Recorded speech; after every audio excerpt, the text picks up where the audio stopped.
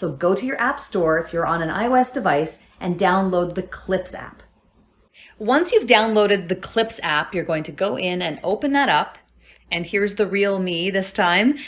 You will see as you toggle over on the menu to the Animoji button, your Animojis, once they've been created, will show up at the bottom. I've created a few different versions of mine, one with a hat, one with a toque. I'm Canadian after all, so I'm going to need this one in the wintertime.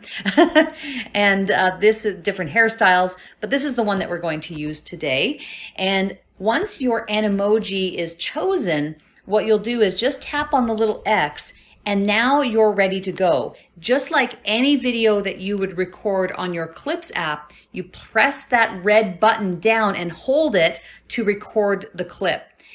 If you don't see your Animoji on the screen, what you can do is click on the little star icon and that will bring you to the same place. So there's really two ways of getting there.